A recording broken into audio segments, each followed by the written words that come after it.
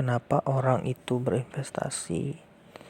Jadi yang sebenarnya berinvestasi itu adalah orang-orang yang surplus. Nah, orang-orang yang surplus ini baru dia bisa melakukan investasi. Kenapa orang-orang yang tidak surplus tidak melakukan investasi? Ya karena untuk makannya dia sendiri aja dia masih bingung. Makanya tidak disarankan untuk melakukan investasi buat orang-orang yang tidak surplus. Kayak begitu. Nah, dalam berinvestasi itu ada banyak banget jenisnya. Yang pertama, orang berinvestasi secara umum ada dua. Yang pertama adalah capital gain. Yang kedua adalah kupon.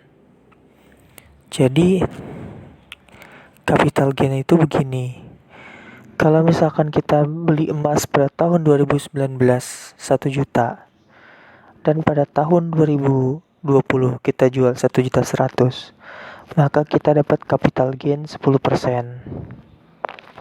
Nah, yang satu lagi kupon itu kayak begini.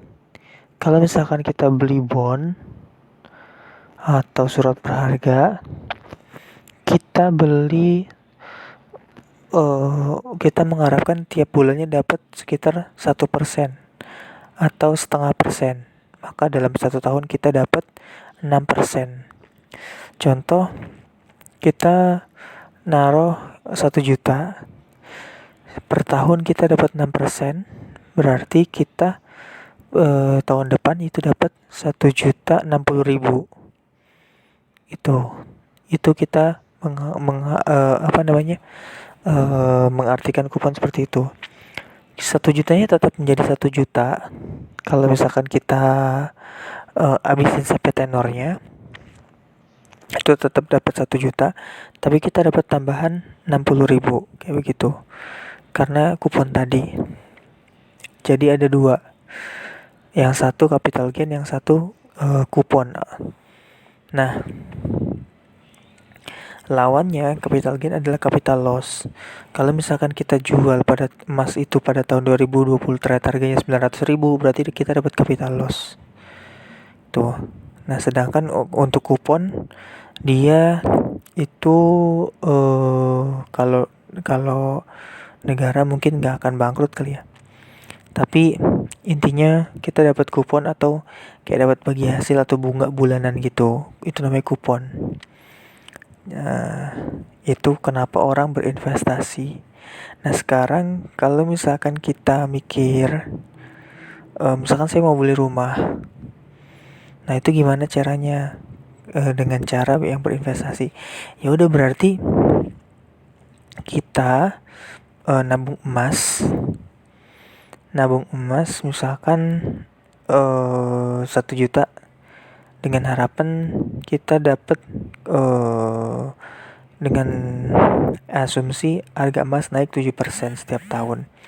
Artinya kita tahun depan dapat 1.070.000. Terus dia akan naik.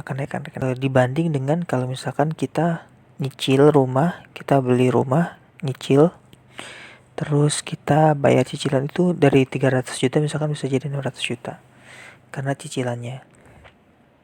Tapi saya nggak tahu nih antara kenaikan harga rumah sama kenaikan harga dari emas itu sepadan atau enggak gitu. Nah, mungkin selisihnya itu misalkan gini, harga emas ternyata naik 7%, harga rumah naik 8%, berarti kita masih ada 1% yang selisih yang harus kita kejar, ngerti kan? Nah, tapi dibanding dengan kita naruh duit doang di bank gitu, kita cuma dapat 1% setahun, itu jauh banget. Artinya kita nomboknya jauh banget. Nah, berarti yang cerdas itu adalah naruh duit investasi di aset-aset yang memiliki